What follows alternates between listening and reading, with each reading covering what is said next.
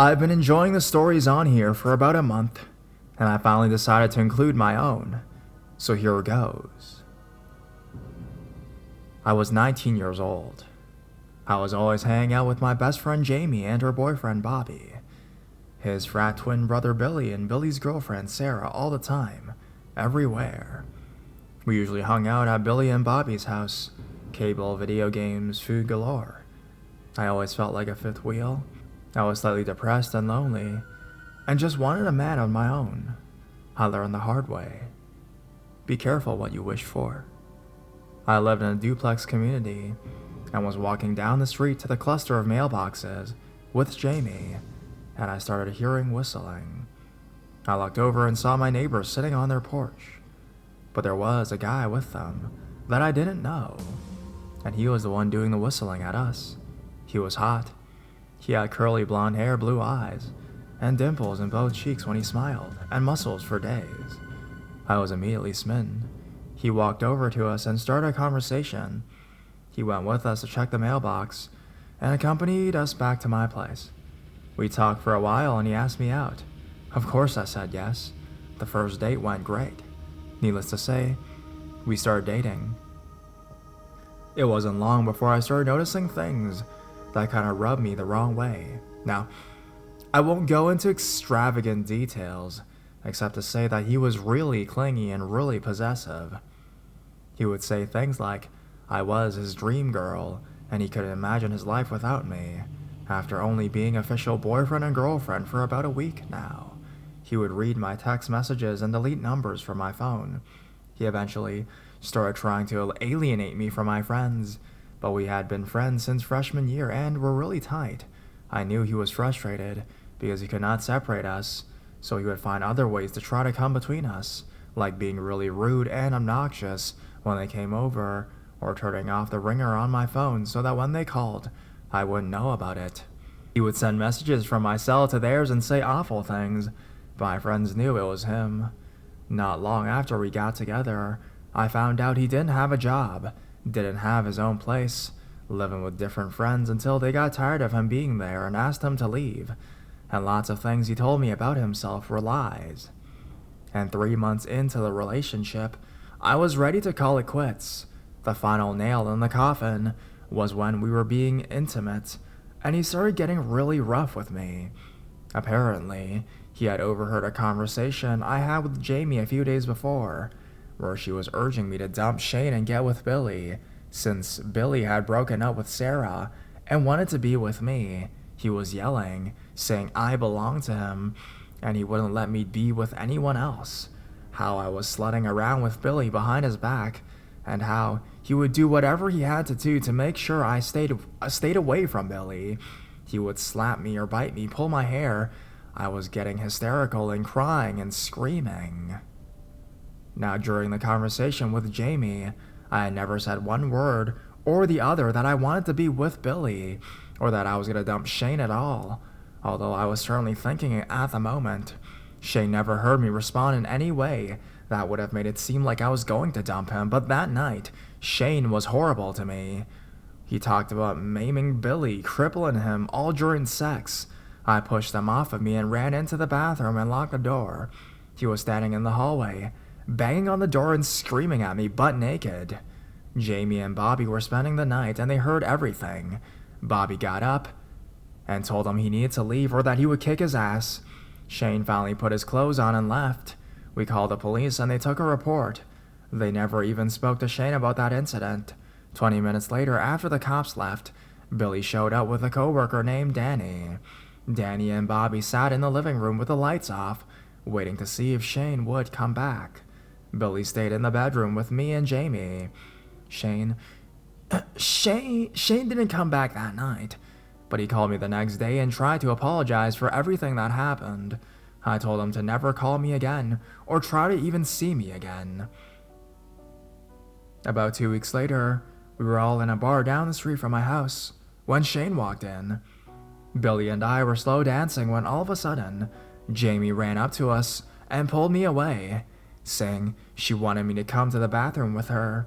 She said she had seen Shane come in, and he was staring at Billy and me, and he looked pissed.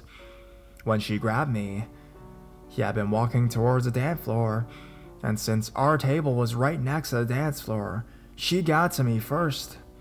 As I'm trying to figure out at that moment what to do, we hear this loud roar come from the bar. We ran back out and there was Shane. There was Shane and Billy fighting. Eventually the bouncers pulled them apart before any real damages could be done. And as they were hauling Shane out, he kept yelling, "You'll never have her. She's mine. I'll kill you. I'll kill you. You're dead." I was shaking. I looked at Billy and the look on Billy's face. If looks could kill, Shane would have been obliterated. Eventually, we spent the night at Billy and Bobby's mom's house. I thought for sure that my budding romance with Billy was over, kaput. But that night, he kissed me and told me that he has had feelings for me since junior high, but that he didn't think I dated white guys, so he never said anything about it. Up until Shane, then Billy, I'd only dated black guys. I cried that night because even though Billy and I were now together, I realized that Shane wasn't gonna go away, and he didn't. He started blowing up my cell phone with calls and texts, and if I turned the phone off, he would call my house phone, bombarding me with emails. Eventually, I started seeing him wherever I went, but it got really bad when Billy and Bobby had to go away for work. They were construction, and the company they worked for landed a contract in Mississippi. I would wake up in the middle of the night and see Shane standing outside my bedroom window. I would find notes on my door from Shane himself, telling me that I was a whore and what a whore I was, and how he would get even with me eventually. To make matters far worse for me, I found out that I was almost 12 weeks pregnant. When I got the results, I immediately called Billy and told him. I knew that if Shane found out, there would be no getting rid of him, and I was right. To this day, I don't know how Shane found out, but he did. He left a suitcase full of baby stuff on my porch, along with a note that said, "I've got you for life now."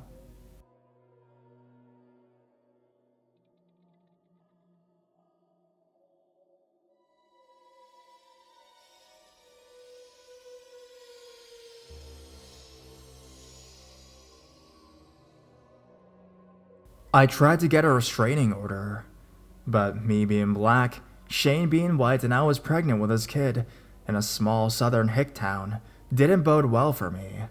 I was denied the restraining order. Shane would show up at my prenatal visits and sit in the parking lot staring at me.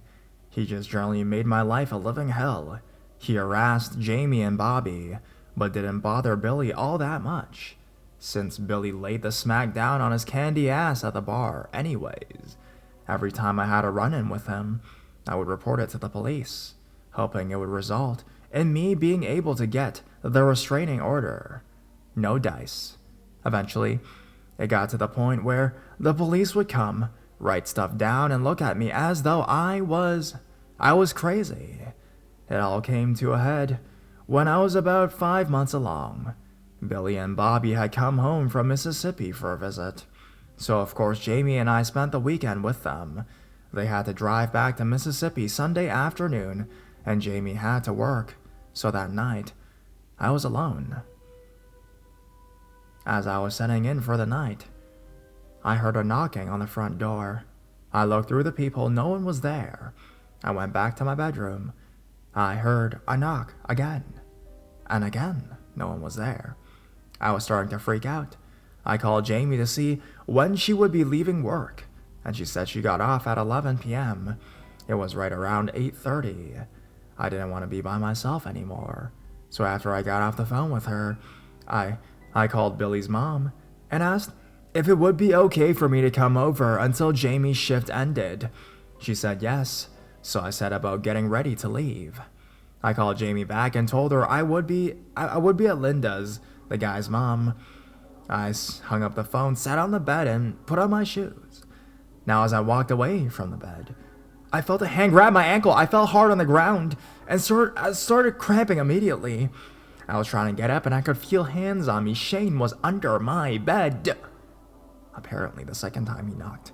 While I was checking to see who was there, he entered the house through the bedroom window and hid under the bed. I crawled into the hallway, with Shane right behind me. I made it to the front door, but Shane yanked me back where I could not open it. I was on the floor again. He got me on my back and straddled my legs. He pulled my shirt up, just below my breasts, and then just did the oddest thing. He just stared at my belly. I was showing pretty good by this time. He just stared for a few minutes, and then started rubbing all over, rubbing my belly. I was shaking, scared of what the hell he was thinking, scared of what the heck he was gonna do. But for what seemed like forever, he just stared at and rubbed my belly. Then he looked me square in the face. He grabbed my arms and held them over my head. I started to struggle, but he squeezed my wrists. I hated Shane at this point, but I had come to love my baby, and all I could think about was getting him off of me and getting out of the house so he couldn't hurt me and the baby. He leaned over until his face was an inch or two away from my face and said, "Stop." The look on his face, coupled with the quiet way in which he said it, made my blood run cold. Still holding my wrist with one hand, he reached into his back pocket with the other hand and pulled out a pair of handcuffs. I started screaming and trying to fight back, fighting harder, as hard as I can. He was so much stronger than I was, and within a minute or so I was handcuffed, both cuffs around my wrists, and the little chain in the middle was kinda around the leg of the couch. He sat on the floor next to me, raised my shirt, and started rubbing my belly again. This went on for about 15 minutes. He went into the kitchen, grabbed a bottle of water from the fridge, and sat down again. After finishing the water, he put the empty bottle on the couch and got on his knees. He pulled my shirt up over my breasts and began to fondle them, commenting on how much bigger they were. I was nearly wetting myself. I tried to pull away, but I couldn't, and to make matters worse, he was getting aroused. It was by this time that the cramping became even more and more intense. I groaned. Unfortunately, he took this to mean that I was also getting excited, so he kissed me and proceeded to put his hands between my legs. The cramps turned into full-blown pain, and I arched my back. I knew what was happening at this point. I was mumbling against Shane's lips as he was still kissing me and would not stop, so I did the only thing I could. I bit his lip. He reared back and raised his hand and slapped me, but when he did, it left a blood smear on my cheek. He looked at his hand. The one he slapped me with was the one between my legs. It was covered in blood. My face was stinging. I begged him to call an ambulance. "I'm losing the baby!" I screamed at him. He jumped to his feet, but instead of calling 911, he ran out the door and left me there. I couldn't get my hands free, and the pain was unbearable. I realized that when he ran out, he had left the front door wide open. So at that moment, I did the only thing I could do to save myself, to save my baby that I've grown so fond with. I had to save my baby. I just had to. So at that moment, I realized what I needed to do. I started screaming for help. Now, I don't really believe in God or heaven or anything like that. But if there is a God, I thank you right now. Because my next door neighbor was coming home at that very exact moment from the doctor's appointment with her little girl. She heard the screams that I made through that open door and ran over to see what was going on. I guess it must have been a pretty crazy sight when she came in and found me bound with my handcuffs and also the blood that was smeared all over the floor everywhere. She ran over. Seeing my predicament, though, she pulled out her cell phone and called 911 at that exact moment. She wasn't able to get the handcuffs off at that moment, but she was able to detach me from the couch. Eventually, the ambulance arrived, maybe 10 minutes or so after the call, but it was too late. I lost my daughter. The police came to the hospital, and I told them everything. Shane, him sneaking into my home, attacking me, attempting to rape me, and causing me to lose my baby. I told them everything about what happened. They went looking for Shane, but when they found him, again, it was too late. He had committed suicide. Jamie showed up at the hospital later that night. Billy and Bobby came the next day. For almost a year after this now, I suffer from PTSD and grieve the loss of my child. But through all of it, Billy was by my side. The one who's always loved me was by my side. And now, as I write this, I want to say it does have a happy ending, right? 3 years after this incident, we got married, me and Billy, and today we have a 4-year-old and another one on the way now. So my story is somewhat of a happy ending. But I still grapple with the fact that my decision to get involved with Shane so many years ago, when I first saw him smiling, whistling at me that day, was because I was lonely. And I needed someone by my side. That was all I really needed. And that lonely and desperateness was what caused so much tremendous pain and guilt in my life. I just think about that sometimes.